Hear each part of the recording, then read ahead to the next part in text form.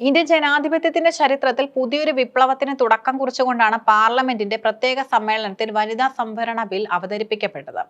രാജ്യത്തെ പകുതിയോളം വരുന്ന ജനസംഖ്യയായ സ്ത്രീകൾക്ക് നിയമനിർമ്മാണ സഭകളിൽ കൃത്യമായ പ്രാതിനിധ്യം ഉറപ്പാക്കുക എന്ന ലക്ഷ്യത്തോടെ കൊണ്ടുവന്ന ഈ ബില്ല് കേവലം ഒരു നിയമനിർമ്മാണം എന്നതിലുപരി വികസിത ഭാരതം എന്ന ലക്ഷ്യത്തിലേക്കുള്ള പ്രധാന ചുവടുവയ്പായാണ് കേന്ദ്ര സർക്കാർ വിശേഷിപ്പിക്കുന്നത്.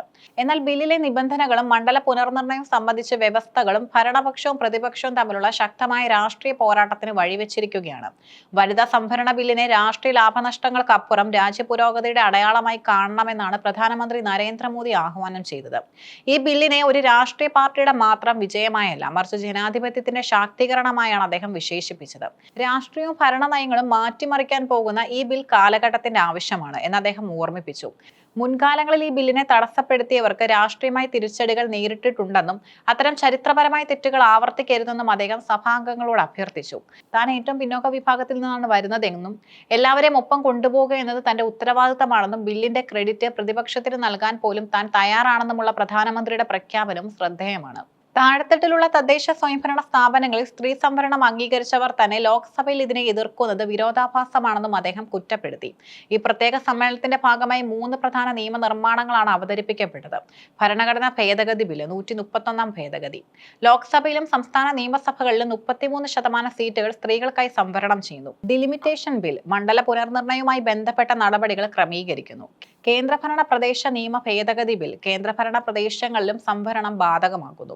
ബില്ലിനെ എതിർക്കുന്നവരുടെ ഏറ്റവും വലിയ ആശങ്ക അത് നടപ്പിലാക്കുന്ന രീതിയെക്കുറിച്ചാണ്. 2029 തിരഞ്ഞെടുപ്പിൽ സംവരണം നടപ്പിലാക്കുന്നതിനായി ലോക്സഭാ സീറ്റുകളുടെ എണ്ണം 850 വർദ്ധിപ്പിക്കാനാണ് ബില്ല് നിർദ്ദേശിക്കുന്നത്. ഇത് 2011 സെൻസസ് അടിസ്ഥാനമാക്കി നടത്തുന്ന മണ്ഡല പുനർനിർണയവുമായി ബന്ധപ്പെട്ടിരിക്കുന്നതാണ്. കോൺഗ്രസ് നേതാവ് KC വേണുഗോപാൽ ഉൾപ്പെടെയുള്ളവർ ഈ നീക്കത്തെ ശക്തമായി എതിർക്കുന്നു. മണ്ഡല പുനർനിർണയത്തിന്റെ മറവിൽ ഭരണഘടന അട്ടിമറിക്കാനാണ് കേന്ദ്രം ശ്രമിക്കുന്നതെന്ന് അദ്ദേഹം ആരോപിക്കുന്നു. ജനസംഖ്യാടിസ്ഥാനത്തിൽ സീറ്റുകൾ പുനർവിഭജിക്കുമ്പോൾ ജനസംഖ്യാ നിയന്ത്രണം വിജയകരമായി നടപ്പിലാക്കിയ ദക്ഷിണേന്ത്യൻ സംസ്ഥാനങ്ങൾക്ക് തിരിച്ചടിയാകുമെന്നും പ്രതിപക്ഷം ഭയപ്പെടുന്നു. അസദുദ്ദീൻ വൈസിയെ പോലുള്ള നേതാക്കൾ ഈ ബില്ലിനെ മറ്റൊരു രീതിയിലാണ് വിമർശിക്കുന്നത്. ഇത് മുസ്ലിം സംവരണം ഇല്ലാതാക്കാനാണെന്നും ജനസംഖ്യ കൂടുതലുള്ള ഉത്തരേന്ത്യൻ സംസ്ഥാനങ്ങൾക്ക് കൂടുതൽ അധികാരം നൽകി പാർലമെന്ററി ജനാധിപത്യത്തിന്റെ സന്തുലിത തകർക്കാനാണെന്നുമാണ് അദ്ദേഹത്തിന്റെ വാദം.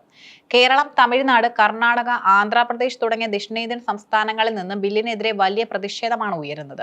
കേരള മുഖ്യമന്ത്രി പിണറായി വിജയൻ, തമിഴ്നാട് മുഖ്യമന്ത്രി MK സ്റ്റാലിനും തങ്ങളുടെ ആശങ്കകൾ പരസ്യമാക്കിയിട്ടുണ്ട്. കേന്ദ്രത്തിന്റെ നിലവിലെ ഫോർമുല അനുസരിച്ച് ജനസംഖ്യാ വർധനവ് കൂടുതലുള്ള സംസ്ഥാനങ്ങൾക്ക് കൂടുതൽ സീറ്റുകൾ ലഭിക്കുമ്പോൾ മികച്ച രീതിയിൽ ജനസംഖ്യാ നിയന്ത്രണം കൈവരിച്ച ദക്ഷിണേന്ത്യൻ സംസ്ഥാനങ്ങളുടെ പ്രാതിനിധ്യം ആനുപാതികമായി കുറയുമെന്നതാണ് പ്രധാന ആശങ്ക. ഈ ആശങ്കകൾ പരിഹരിക്കാനാവുമെന്നാണ് കേന്ദ്ര സർക്കാരിന്റെ നിലപാട്. സീറ്റുകളുടെ എണ്ണം 50% വർദ്ധിപ്പിക്കുന്നതിലൂടെ ഒരു സംസ്ഥാനത്തിന്റെ നിലവിലുള്ള സീറ്റുകളിൽ കുറവില്ലെന്ന് പാർലമെന്ററി കാര്യമന്ത്രി. ഉദാഹരണത്തിന്, പുതിയ ഫോർമുല പ്രകാരം കേരളത്തിലെ ലോക്സഭാ സീറ്റുകൾ 20 നിന്ന് 30 ഉയരും. വിഘടിത കാഴ്ചപ്പാടോടെ കാര്യങ്ങളെ കാണുന്നവർ കള്ളപ്രചാരണങ്ങൾ നടത്തുകയാണെന്നും ഈ തീരുമാനം ആർക്കും ദോഷകരമാകില്ലെന്നും പ്രധാനമന്ത്രി ഉറപ്പു നൽകി. എന്തുകൊണ്ട് 2024 ഈ ബില്ല് നടപ്പിലാക്കിയില്ല എന്ന ചോദ്യത്തിന് സർക്കാർ വ്യക്തമായ മറുപടി നൽകുന്നുണ്ട്. സെൻസസ് നടപടികളും മണ്ഡല പുനർനിർണയം പൂർത്തിയാക്കാൻ സമയമെടുക്കുന്നതിനാലാണ് 2029 ലക്ഷ്യമിടുന്നത്. കൃത്യമായ കണക്കുകളുടെയും നിയമപരമായ നടപടികളുടെയും അടിസ്ഥാനത്തിൽ മാത്രമേ ഇത്തരം ഒരു മാറ്റം കൊണ്ടുവരാൻ കഴിയൂ എന്നും ഭരണപക്ഷം വാദിക്കുന്നു. ഇന്ത്യൻ പാർലമെന്റിൽ സ്ത്രീകളുടെ പ്രാതിനിധ്യം നിലവിൽ 15% താഴെയാണ്. പല വികസിത രാജ്യങ്ങളുമായും താരതമ്യം ചെയ്യുമ്പോൾ ഇത് വളരെ കുറവാണ്.